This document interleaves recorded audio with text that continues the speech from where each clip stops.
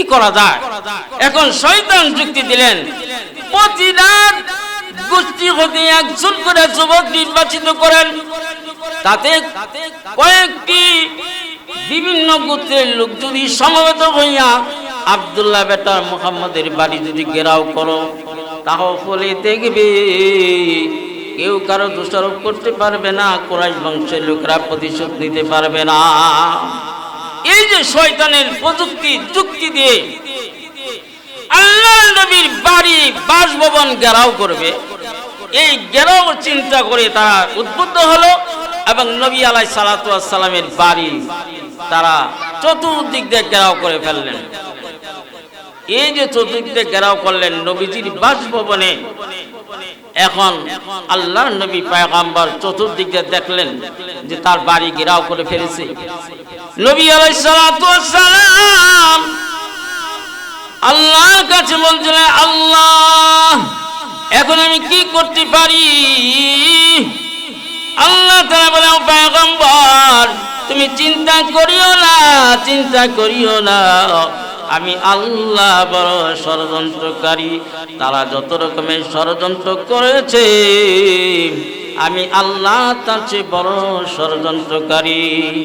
আপনি এক মুষ্টি মাটি বা ধুলি নিয়ে তাদের চোখে আজম পরে যখন ছড়িয়ে দিবে, তারা চোখ কসলাইতে কসলাইতে তাদের জীবনই, নিজের জীবনকে নিজের দেহকে রক্ষা করতে পারবে না।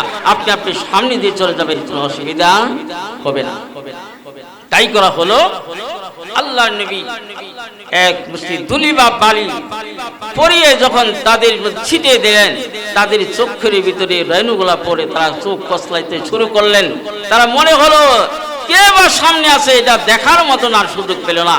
পরিশেষে এই আব্দুল্লাহ বেটা মুহাম্মদ তাদের সামনে দিয়ে নেওয়া সরে গায়ে হারায় নিয়ে তাদের আল্লাহর নবী পয়গম্বর যখন আশ্রয় নিলেন, সেখানে হযরতে আবু বকর এবং হযরতে নবী আলাইহিস সালাতু ওয়াস সালাম এই দুইজন সেই গর্তের ভিতরে অবস্থান করলেও, এই যে অবস্থানরত অবস্থায় কাফের বেদিনেরা দেখলেন আল্লাহর নবীর বাসভবনে নবী নাই।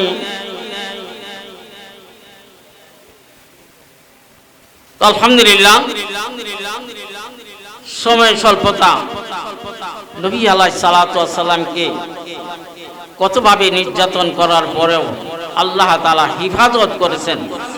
বলে, হে বান্দা, তোমরা যত ষড়যন্ত্র করবা, আমি আল্লাহ সবচেয়ে বড় ষড়যন্ত্রকারী।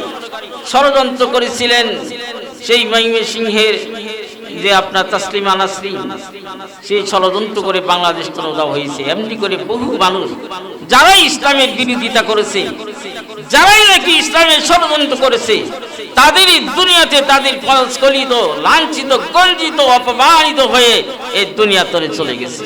মাশাআল্লাহ, আমি আলোচনা দীর্ঘায়িত করছি না, যেহেতু হুজুর এসে গেছে।